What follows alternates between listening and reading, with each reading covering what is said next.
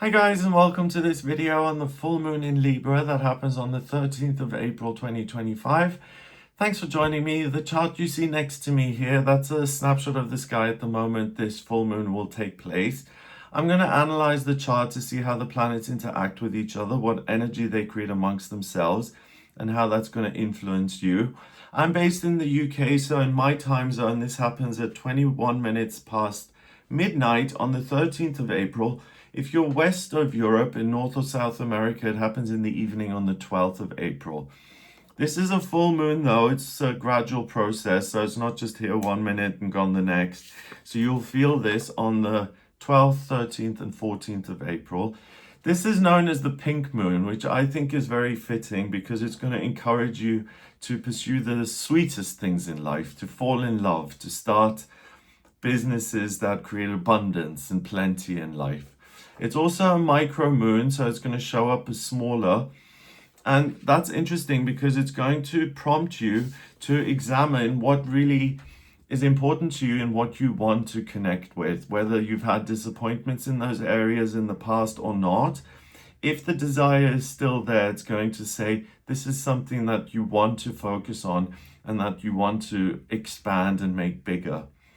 Also, two bits of very good information that I've got to tell you about. I'm filming this on the 6th of April. On the 7th of April, Mercury, the communication planet, goes direct. So that's great news because when Mercury is retrograde, it causes issues with communication and transportation. So expect those to lessen greatly. And on the 12th of April, we have Venus, the planet of love and beauty and creativity, and the ruler of Libra, and this is a full moon in Libra, that goes direct on the 12th of April. So that's really good news because when that's retrograde, it's not a good time to start new relationships or new businesses because your perspective on what you love is kind of off. So with that being direct now, this is the time to fall in love and to start new connections with people and places and things. So we've got the sun at 23 degrees in Aries, and that opposes the moon at 23 degrees in Libra. So 2 and 3 is 5. 5 in numerology is freedom. And the sun represents the identity that you're aspiring towards. It's what you are aware of on a conscious level. And the sun in Aries here says, I'm free to pursue whoever and whatever I want. I'm a free person. I can live my life the way I want to live it. And I get to make the rules and I get to create a world and an environment that I want to live in. The moon is similar. The moon represents your feelings, it's your subconscious. But at 23 degrees in Libra, it says, I'm free to connect with whoever and whatever I want. It's down to me to decide that. So both of these are kind of mirroring each other, and they're saying that regardless of what's happened in the past, you get to make choices now. This is the beginning of a new season, and whatever it is that you're interested in, you get to connect with it and you get to initiate those connections. The moon then forms certain relationships. It squares Mars at 27 degrees in Cancer. That's interesting. A square is when two planets are 90 degrees away from each other and there's friction between them. And Mars is the planet of masculinity and drive. At 27 degrees in Cancer, it's not particularly happy. It rules Aries, so it says, I get to do what I want. In Cancer here, it's forced to say, I get to use all of my energy and power to take care of other people. But in this case, it's really a good thing because 2 and 7 is 9. That's completion and spirituality. And it says, I get to nurture my own inner child, I get to nurture other people, and I get to use all of my energy to take care of my own feelings and what's happening for me on an emotional level. That then squares down to the sun in Aries, and next to the sun in Aries, we've got Chiron, which is an asteroid known as the Wounded Healer, and that's exactly conjunct to the sun, also 23 degrees in Aries. And that's encouraging you to heal your identity by pursuing the things that you want and by trying again. Next to that, we've got Neptune, and Neptune is the water planet of dreams and intuition, and that's been in Pisces for the last 14 years. On the 30th of March, it went into Aries, and here it's 0 degrees in Aries. It says it's time to make your hopes and dreams come true. It's time to jump into action. It's time to make it happen for yourself. So regardless of the way things have gone so far, this full moon is really prompting you to say, if something is important to you, if there's an experience that you'd like to have, please go for it. Please try it out. See where it leads you. You deserve love. You deserve to feel seen and like you're connecting with something that brings you joy and happiness and that makes you excited to be alive. The moon then forms a before I look at that, the square between the moon and Mars then squaring down to the sun and Chiron and Neptune, that creates a T-square. And a T-square is a big red triangle, and it's an area of unresolved friction. And it peaks with Mars in Cancer, and the key thing is to take a moment to connect with your inner self and to say, this micromoon, let me examine what is most important to me and let me take care of that. It's almost like your inner child or this inner part of you that says, I want to feel taken care of. I want to feel loved. I want to feel important. I want to feel special. That's what this full moon is about, to take a few moments or a few days to say, I deserve to feel taken care of, and I as an adult can take care of the inner child. But if I have certain desires in my life, then I get to take care of acquiring those things. So if you've never tried dating, or if you have always wanted to start a business and never have, this is the time to do it now. The moon then also trines the part of fortune at 21 degrees in Gemini, and it also trines Jupiter at 17 degrees in Gemini. The part of fortune is the part of the chart where there's good luck. And at 21 degrees in Gemini, it allows you to problem solve and it allows you to communicate very well. So if you want something, you'll find it very easy to understand what action steps are required for you to get what you want. And Jupiter is growth, prosperity, good fortune. At 17 degrees in Gemini, it is very powerful in terms of go through that doorway to your happy place, across the threshold, use all of your energy to try out different things and to solve this problem of feeling like you don't have what you want, and put yourself out there in order to get it. And with Jupiter being the lucky planet, it encourages you to do that, but also it's on your side. It says, if you have a desire for something, then I'm going to support you in fulfilling that desire. The moon then quincunxes Uranus at 25 degrees in Taurus. A quincunx is when two things are 150 degrees away from each other, and it's this perforated green line. So the moon connects with Uranus. Uranus is the planet of chaos and the unexpected and the miraculous. At 25 degrees in Taurus, it says anything in this world is possible. Even if it seems unlikely, even if it seems like it would have happened by now if it was going to. Uranus here really encourages you that anything is possible for you, and especially if you've experienced disappointment, to try again.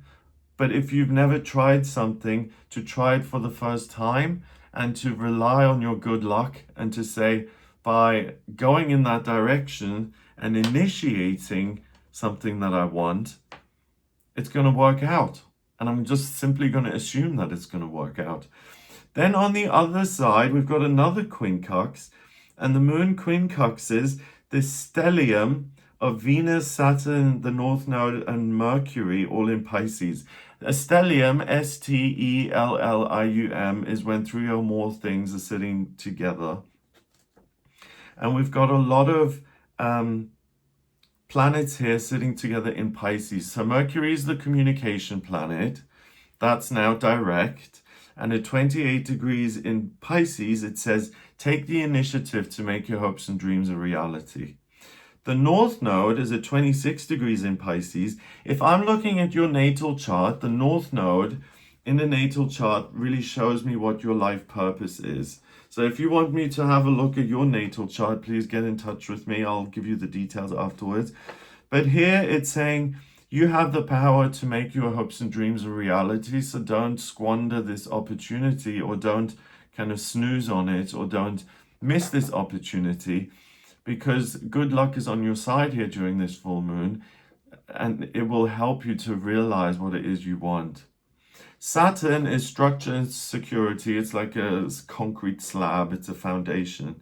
At 25 degrees in Pisces, it says if you can think it, if you can imagine it, then you can make it real.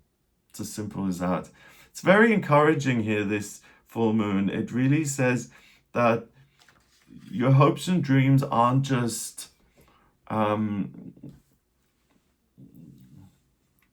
these fanciful, powerless things. If you can imagine it in your mind, you're giving it life in spiritual truth. And if it exists in spiritual truth, then it can exist on this planet in a earthy, real world setting. So don't be so ready to say, oh, you know, I have a dream, but how likely is it really that this dream is going to come true? Have more belief in yourself and in your hopes and dreams. And if it's something that exists in your mind, if it exists in your soul, then it can exist on this planet. Venus, the ruler of Libra, is at 24 degrees in Pisces, and that says now's the opportunity to take action. Now's the opportunity to build the business, to give life to something, to create beauty and joy and happiness in your life, and to build those things in. Let's see, the moon then forms some other relationships. It trines Pallas at 17 degrees in Aquarius. Pallas is wisdom, and at 17 degrees in Aquarius, to me, it's kind of like the star in the tarot. It says that we need to, at times, let go of the past and to cleanse ourselves and to become authentic and vulnerable so that we can let our light shine. But we also need to renew ourselves, and we need to keep trying, and we need to try again. What else does the moon connect to? Let's see. It forms a sextile, so it's 60 degrees away from the rising in Sagittarius at 21 degrees. The rising is the default setting. If I'm looking at your natal chart again, it's really what you naturally embody. And here Sagittarius is the centaur. The centaur is half horse, half man. Very powerful, and he's got his bow and arrow, and he's pointing it towards something and then immediately galloping towards it. So the natural thing here via this pink moon is to gallop towards your hopes and dreams, to go on the adventure, to start a journey, to say, I am going to travel towards my happy place. I'm going to make that happen for myself, and I'm going to allow myself to dream. Let's see what else. So the quincunxes that the moon forms, the one down with Uranus and then towards the stellium in Pisces, the planets in Pisces, they sextile over to Uranus, and that's known as a yod. It's also known as the finger of God, and it's a unique quality. And what that does here in this case, it says if you have a desire to connect to something, then the world is like Play-Doh. It's not set in stone. Things are malleable, things are changeable. And what's more real than the physical world are your hopes and dreams. And if you can imagine something happening, and if you can see what it looks like in your mind's eye, then that can be imposed onto the world and you can make it a reality.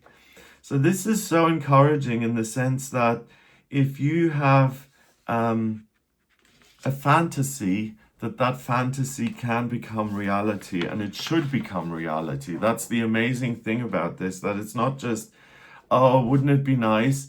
This almost says you're entitled to have good things happen. You're entitled to connect to the things that you love, and you're supposed to experience those things. You're not just meant to be this isolated unit on an island by yourself.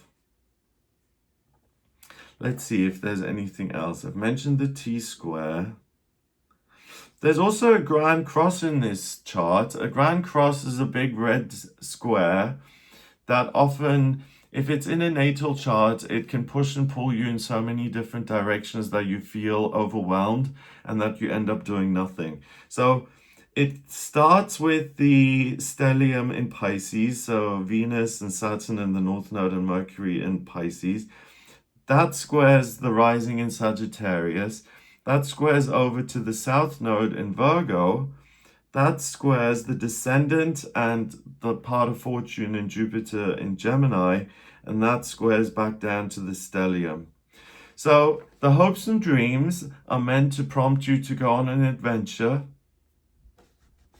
Your past analysis, your past understanding of what life offers you and what's possible for you and what's real for you, that's the thing to put aside for the time being, and instead to rely on good luck and to accept this full moon and this moment, this 3-day period that says whatever has been true for you up until this point doesn't have to be true for you in future. Try again, be courageous, have the strength and the willingness to say, I am lucky and great things can and will happen to me if I try. And I'm saying that because of the square from the South Node in Virgo to the part of fortune and Jupiter. Anything else? Yes, we also have a grand trine. A grand trine is a big blue triangle, and if you have one of those in your natal chart, that represents an area of major talent. So it starts with the stellium in Pisces. That trines over to Juno at 0 degrees in Sagittarius, which trines Mars in Cancer, and that trines back down to the stellium.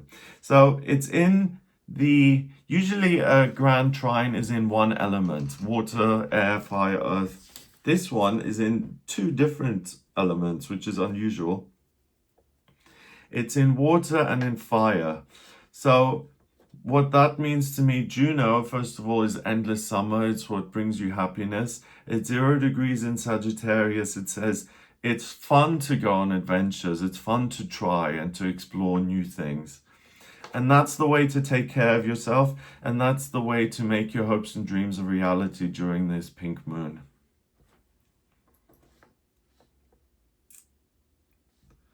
I'm just checking if there's anything else that I may have missed.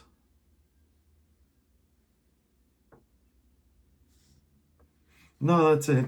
Strongest modes on the day are cardinal. Cardinal encourages you to take action, for you to initiate rather than to wait and to be passive. And the strongest element of the day is air. And air is ideas and communication and perspective and ideas. So again, the key thing is if it exists in your mind or in your heart, or if you can imagine something, then it's real. Whether it exists on planet Earth or not doesn't matter. If it exists in you, it's a real thing. And this pink moon is urging you to go out there into the world, to explore, to see what you bump into. And good luck factor is on your side and is likely to make your hopes and dreams a reality. So that's what I get here for you via this chart. I hope it gives you an idea of what this full moon in Libra is all about.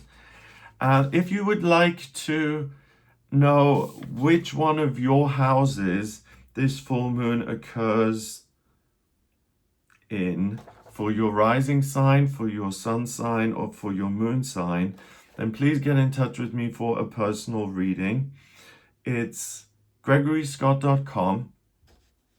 In my personal readings, I use astrology, I use numerology, the tarot, and my intuition, and I combine all of those to answer any questions you may have.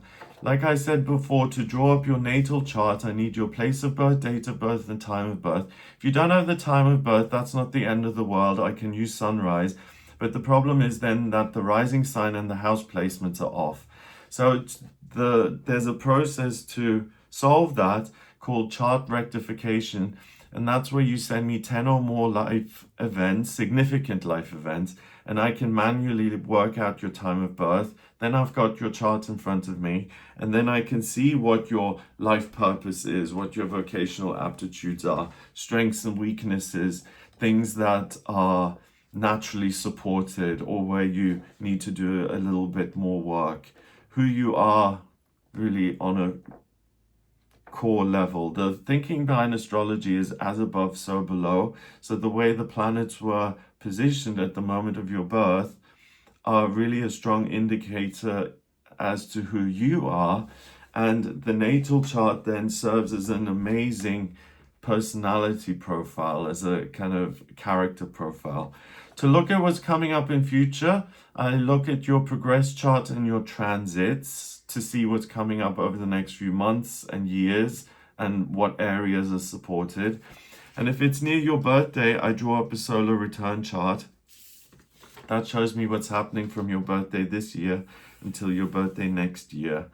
There's also a tool called astrocartography, which is amazing. It takes the natal chart, and the natal chart is me on Earth looking up, and it takes that information, but it just changes the perspective around. So instead of looking up at the sky, I position myself in the sky. I see how the planets were moving over different parts of the world at the moment of your birth, and it shows me which areas, which locations work for you and which ones don't. So Barcelona may be great for you, but Paris may not.